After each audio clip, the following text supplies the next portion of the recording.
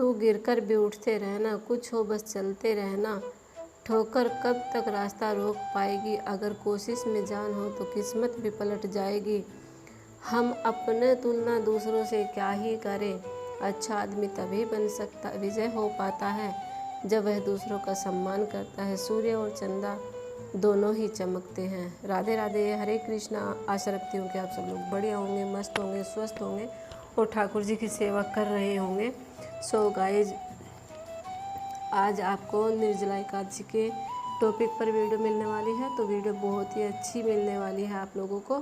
तो हमें क्या करना चाहिए, जेठ मास की शुक्ल पक्ष की एकादशी को निर्जला एकादशी कहते हैं। इस व्रत में पानी का पीना वर्जित, इसलिए इसे निर्जला एकादशी कहते हैं। वर्ष भर में 24 एकादशियाँ होती है। जेठ शुक्ल एकादशी को सर्व उत्तम मानी जाती है। इसका व्रत रखने से सारी एकादशियों के व्रत का फल मिलता है। विधान, यह व्रत एवं नर और नारी दोनों को ही करना चाहिए। जलपान के निषेध होने पर फलहार के साथ दूध लिया जा सकता है। तुम इस दिन निर्जल व्रत करते हुए शेषशायी रूप में श्री विष्णु भगवान की आराधना का विशेष महत्व है। इस दिन ओम नमो भगवते वासुदेवाय मंत्र का जाप करते रहना चाहिए।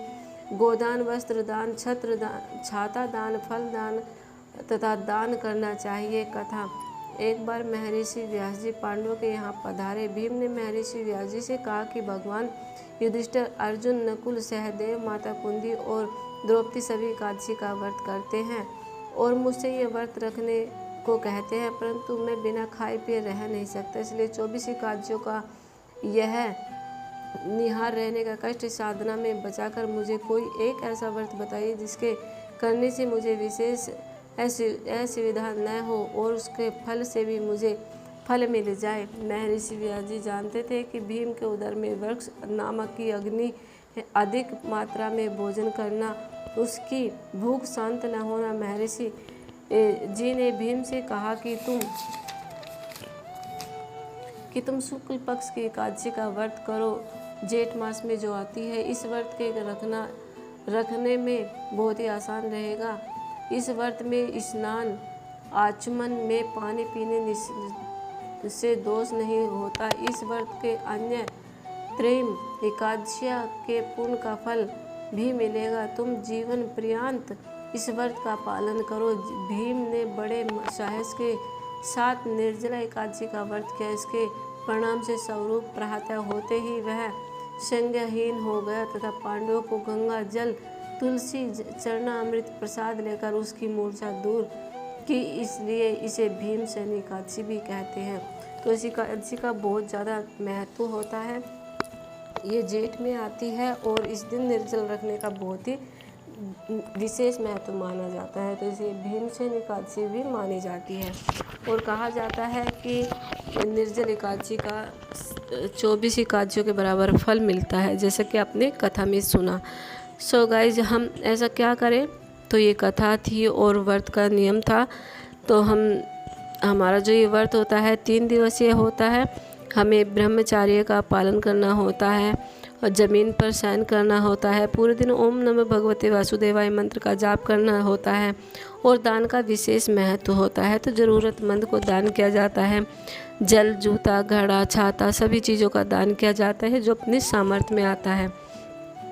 और जिनके पास लड्डू गोपाल जी पंचामृत से स्नान कराया जाता है और श्री विष्णु भगवान जी के विग्रह को पंचामृत से स्नान कराया जाता है। पीले आसन दिया जाता है, पीले वस्त्र धारण कराए जाते हैं, पीले फूल अर्पण किए जाते हैं।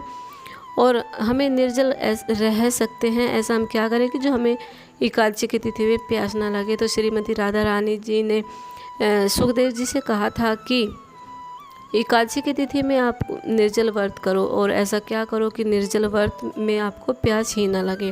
तो दशमी की तिथि में हमें नमक का सेवन नहीं करना है, मीठा ही खाना है और मीठे फल का उपयोग करना है।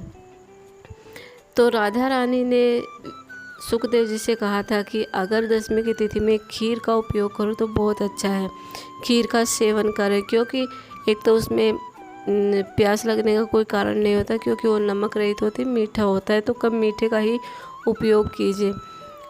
दूसरा, शरीर को एनर्जी मिलती है। जब शरीर में एनर्जी होती है तो अगले दिन हम भूख प्यास को दोनों को झेल सकते हैं।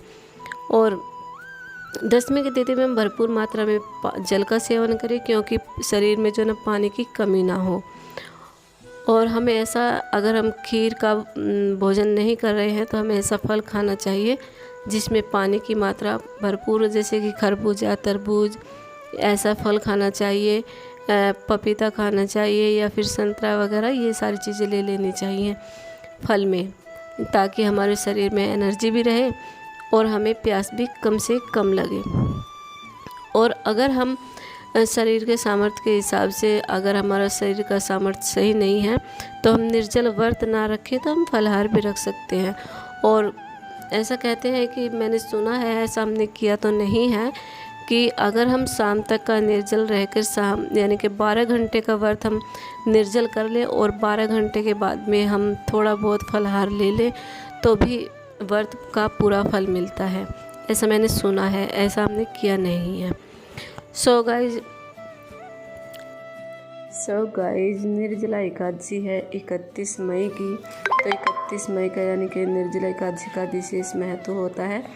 तो जो सनातनी है और लड्डू गोपाल जी रखते हैं वो हर एकादशी का व्रत रखते हैं, लेकिन निर्जला एकादशी का व्रत जो होता है 24 की 24 एकादशियों का फल देने वाला होता है। और एकादशी के व्रत का पारण द्वादशी की तिथि में यानी कि शुक्रवार को किया जाएगा।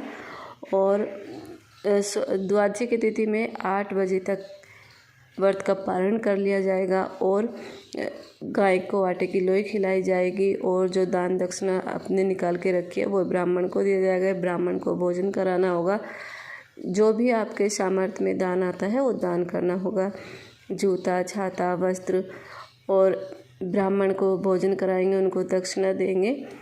तो इस तरह से हमारे एकादशी का व्रत जो है ना उसका पारण हो जाएगा। जो सनातनीय होते हैं वो एकादशी का व्रत यानी कि हर व्रत विधि को बहुत ही अच्छे से निभाते हैं।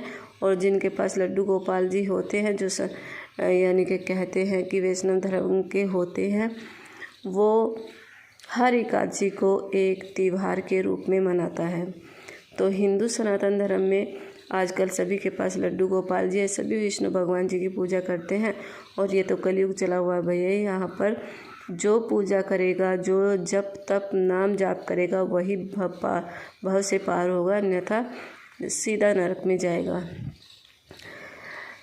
अब क्या है कि हर घर में लड्डू गोपाल जी हैं और जिनके पास लड्डू गोपाल जी हैं उनको एकादशी का व्रत करना ही करना चाहिए। तो हर एक एकादशी को यानी जो त्यौहार होता है उसकी तरह हर्ष उल्लास के साथ मनाना चाहिए। आई होप कि ये वीडियो आपको अच्छी लगी हो। अगर अच्छी लगी हो तो फ्रेंड्स और फैमिली के साथ मिलकर शेयर कीजिए। आई होप कि मैं आपको अच्छे से समझा पाई हूँ। तो फिर मिलते हैं नेक्स्ट वीडियो में, तब तक के लिए राधे राधे, हरे कृष्णा।